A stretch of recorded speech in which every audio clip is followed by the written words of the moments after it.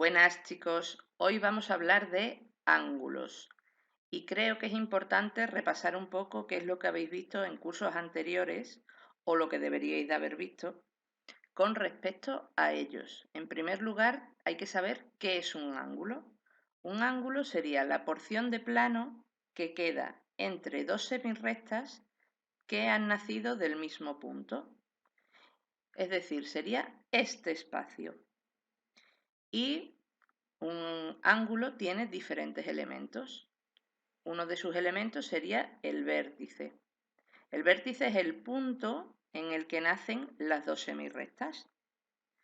Esas dos semirrectas van a ser los lados del ángulo. ¿Veis? Tenemos aquí la semirrecta formada por OA y la semirrecta OB, o 0B o 0A. Entonces, ese sería el primer lado, OA, el segundo lado, OB. Y por lo tanto, el ángulo sería el trozo que queda delimitado en medio. Los ángulos se pueden clasificar de distinto modo. Vamos a ver aquí dos clasificaciones. En primer lugar, según la abertura, en segundo lugar, según su posición relativa, es decir, según la posición que tengan el uno con respecto al otro. En el caso de la abertura, tenemos en primer lugar ángulos rectos, es decir, sus lados son perpendiculares. Y si hablamos de lo que mide, un ángulo recto siempre mide 90 grados. Si miramos una mesa desde arriba y nos fijamos en la esquina, vemos que la esquina es completamente recta. Por lo tanto, eso sería un ángulo recto, 90 grados.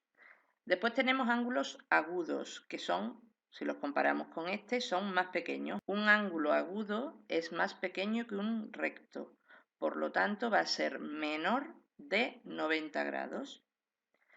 Después tenemos un ángulo obtuso.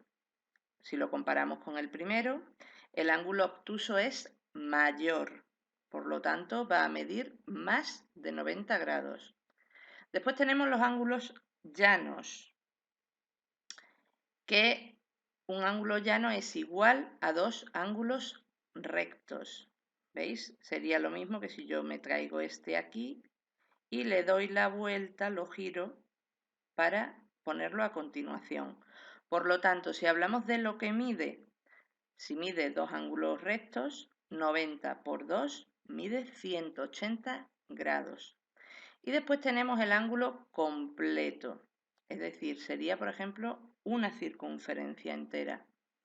Y sería equivalente a 4 ángulos rectos. Por lo tanto, si vemos lo que mide, serían 90 por 4, 360 grados. Por eso cuando hablamos de que una rueda ha dado un giro completo, pues ha girado 360 grados. Y después, según la posición relativa, aquí ya comparamos dos ángulos, como hemos dicho, porque sería la posición de un ángulo con respecto a otro. Entonces, tenemos en primer lugar los ángulos que son consecutivos, es decir, tienen el mismo vértice y uno de sus lados en común. Van uno a continuación del otro. Después tenemos los ángulos adyacentes y los ángulos adyacentes también son consecutivos, si os fijáis, tienen el mismo vértice y un lado en común.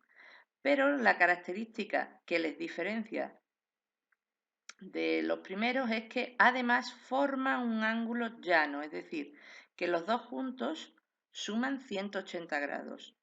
Y después tenemos los ángulos que son opuestos por el vértice. Tienen el mismo vértice en común, pero los lados son una prolongación del otro. Es decir, que si yo estoy pintando, por ejemplo, este lado azul y lo continúo, me sale el lado rojo. Si estoy pintando este lado azul y continúo en rojo, me saldría este. Bueno, y vamos a hablar ahora de medida, que es lo que nos interesa en este tema. Los ángulos se miden en grados, que se representa con un circulito pequeño al ladito del número, como un superíndice, como ponemos, por ejemplo, 5 al cuadrado, pues en el mismo tamaño de ese 2 pondríamos ese círculo, que significa grados. Puede estar medido también en minutos, que se representa con una coma a la misma altura, o en segundos, que serían 2 comas a la misma altura. Entonces me diréis, bueno, pero ¿y qué relación existe entre unos y otros? Pues es la misma que entre horas, minutos y segundos, porque ambos forman un sistema sexagesimal, es decir, que las unidades ya no van de 10 en 10 como iban en la longitud, en la masa y en la capacidad, sino que ahora van de 60 en 60. Por lo tanto, si yo tengo grados y lo quiero pasar a minutos, como voy de una unidad mayor a una pequeña, multiplico por 60. En el caso de que tenga minutos y lo quiera pasar a grados, voy de la pequeña a la grande, por lo tanto, divido entre 60. Si tengo minutos y lo quiero pasar a segundos, minutos es la grande, voy hacia la pequeña, por lo tanto, multiplico por 60. Si tengo segundos, pero lo quiero pasar a minutos, voy de la pequeña a la grande, divido entre 60. ¿Y qué sucede si yo tengo grados y quiero pasarlo a segundos? Pues tendría que hacer un escalón y otro escalón, por 60 y por 60, o lo que es lo mismo, podría ir de grados a minutos multiplicando por 3600. Y en el caso de tener segundos y querer pasarlos a grados, pues iría entre 60 y entre 60, o lo que es lo mismo, dividirlo entre 3600. Ahora mismo vamos a poder actuar exactamente igual que hemos actuado con las horas, minutos y segundos con respecto al tiempo. Por lo tanto, yo puedo pasar, por ejemplo, un número de segundos a minutos y grados. Lo único que ya tendría que hacer las dos divisiones. El resto sería la unidad más pequeña y conforme vaya haciendo las divisiones, los cocientes serían las unidades mayores. Bueno, si tenéis alguna duda, ya sabéis preguntar por las vías de comunicación que tenemos abiertas y nos vemos en el siguiente vídeo. ¡Chao!